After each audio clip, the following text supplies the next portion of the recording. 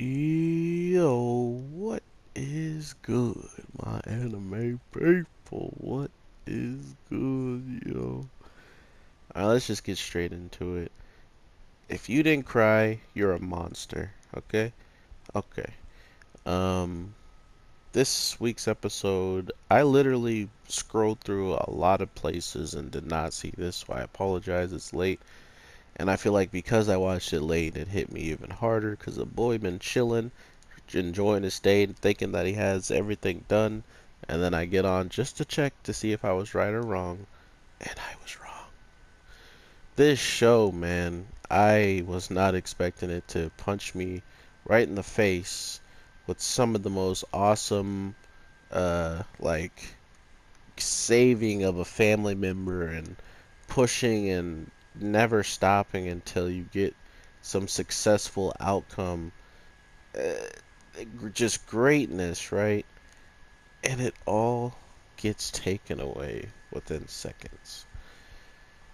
I I was pretty happy to see that, he was doing whatever he could and almost fixing everything that was wrong.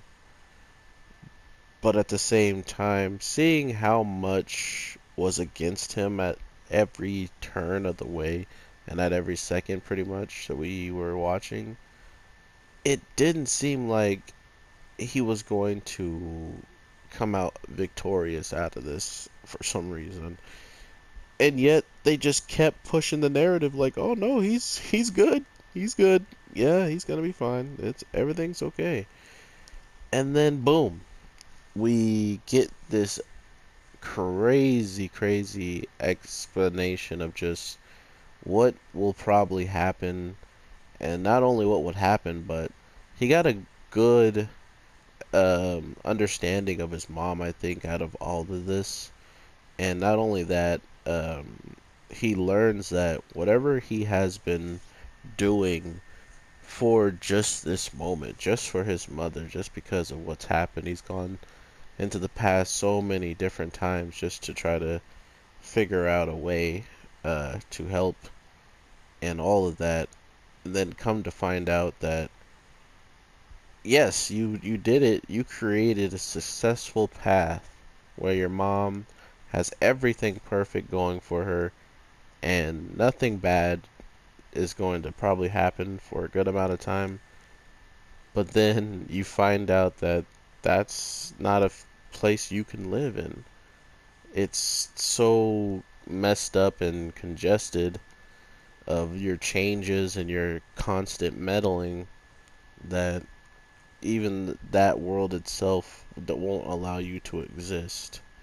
She may exist. They may explain that she's still alive and enjoying her life. That he's, that timeline that he created for her, but she has to live it now without him. Hopefully that there is some son of hers that's still alive in that timeline, which I don't know I can say that yet. So it just goes to show you everything that was going on in that last episode. It just felt like he could do nothing wrong. Like everything he was learning and doing there was no way he was messing up anything. It was all working out fine and dandy. And then finally they just let us know like, nah, like he's ruining everything and doing things that probably shouldn't be done.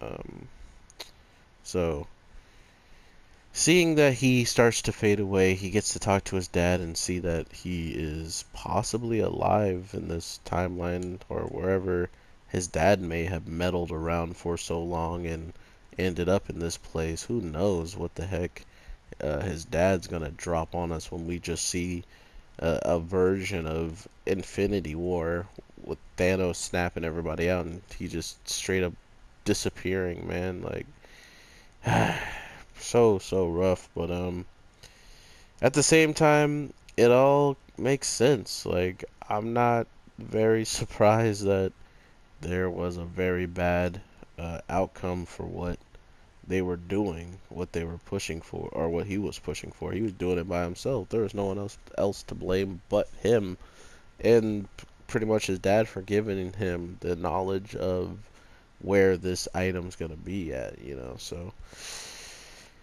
it's not looking good for our boy, or at least his mom anyway. I mean, I don't understand what he has this power for if he can't use it for something like that, which just sucks. But at the same time, he says casualties are what helps you undiscover the secrets and discover all this and that.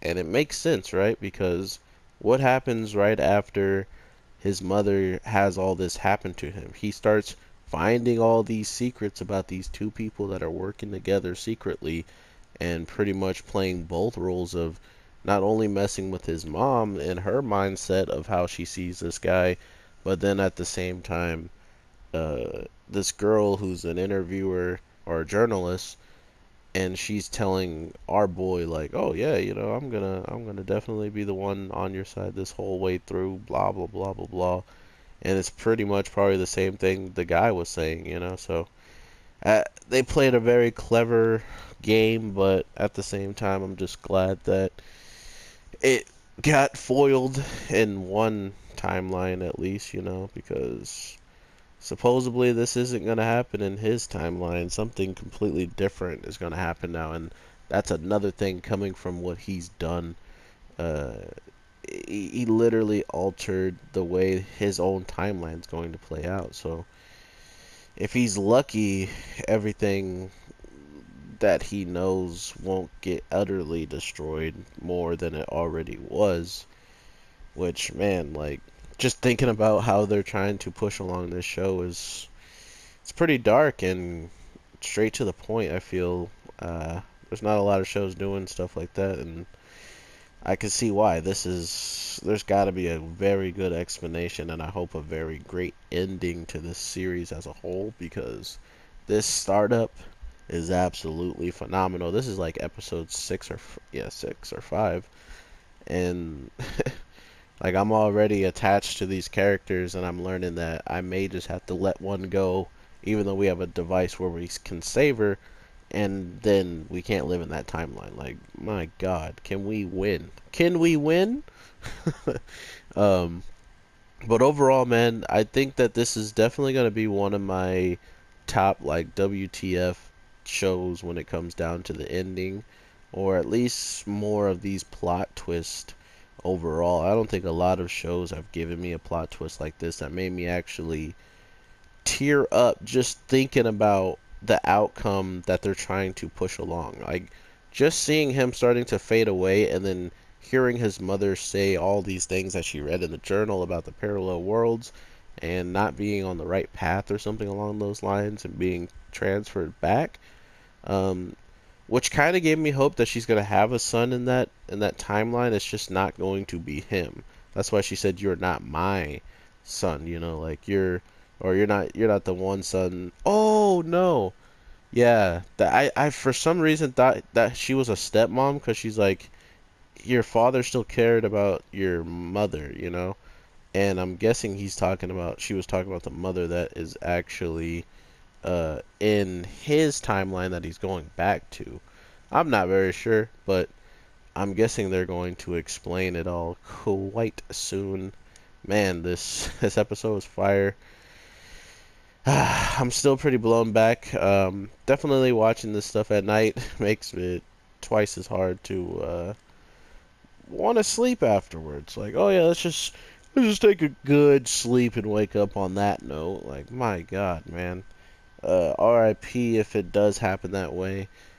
We don't even know now. He's gonna revisit these past events, and we don't even know how they're gonna play out because supposedly they're gonna have slightly different outcomes, man. So here's to watching that. I hope you guys have an amazing day, night, evening, whatever the case may be. I am the Anime G, and I hope you guys have an amazing week for the rest of the time, because this one's gonna be sitting on me until we get to get some more explanations and stuff, man. That was rough. All right, everybody. I'll talk to you in the next one.